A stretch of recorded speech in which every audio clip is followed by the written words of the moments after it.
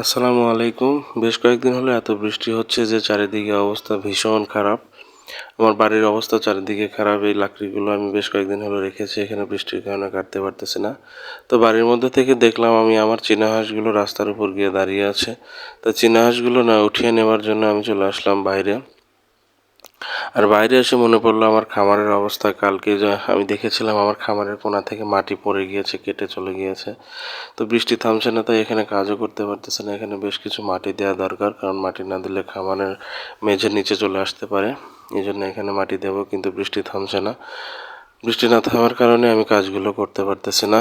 আর চীনা হাঁসগুলো আমি বাড়ির উপরে নিয়ে যাব, কারণ এখান দিয়ে প্রচুর শিয়াল ঘোরাফেরা করে। কয়েকদিন আগেই পাশের পুকুর থেকে দিনের বেলা শিয়াল হাঁস নিয়ে চলে গিয়েছিল।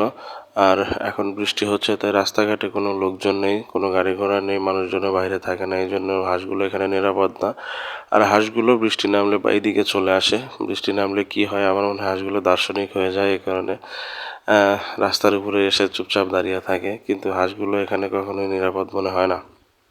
চারিদিকে এত শিয়াল, এত গাওরা বেড়ে গিয়েছে। আমার খামারের সন্ধ্যা নামলে আমার খামারের চারিপাশে গাওরা এসে বসে থাকে, শিয়াল বসে থাকে।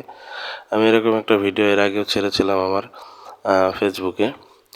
আর হাঁসগুলো সাধারণত এখানেই থাকে, পুকুরে নামে 2-3 বার, এবং ও বাড়ির দক্ষিণ পাশেই থাকে, ওইদিকে যায় না। কিন্তু বৃষ্টি নামলে হাঁসগুলো রাস্তায় চলে যায়, কি মনে করে সঠিক জানি না।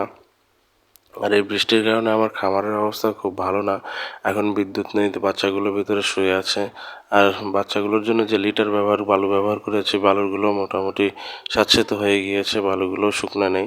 মুরগিগুলো খুব একটা ভালো নেই বলা চলে। আমার এখানে একটা লিচু গাছ আছে, লিচু গাছের গোড়ায় বেশ কিছুদিন হলো পানি জমে থাকে, কারণ লিচু যখন গাছে ছিল তখন আমি গাছের গোড়াটা বেঁধে দিয়েছিলাম শুধু পানি রাখার জন্য। এখন যেহেতু লিচু নেই, তাই গোড়াটা ওইভাবে বাঁধা আছে, কিন্তু বৃষ্টির ফলে এখানে সবসময় পানি বেঁধে থাকে। তাই ভাবলাম পানিগুলো আমি কেটে পরিষ্কার বের করে দিই, কারণ বের করে না দিলে গাছের যে কোনো একটা ক্ষতি হয়ে যেতে পারে। সারাক্ষণ যেহেতু পানি বেজে থাকে, বেশ কয়েকদিন হলো প্রচুর বৃষ্টি হচ্ছে, এই পানিগুলো বের করে দেওয়া জরুরি। তো এই ছিল বর্তমান অবস্থা। বাড়ির চারিপাশে খুবই বাজে অবস্থা হয়ে গিয়েছে পাতা পড়ে।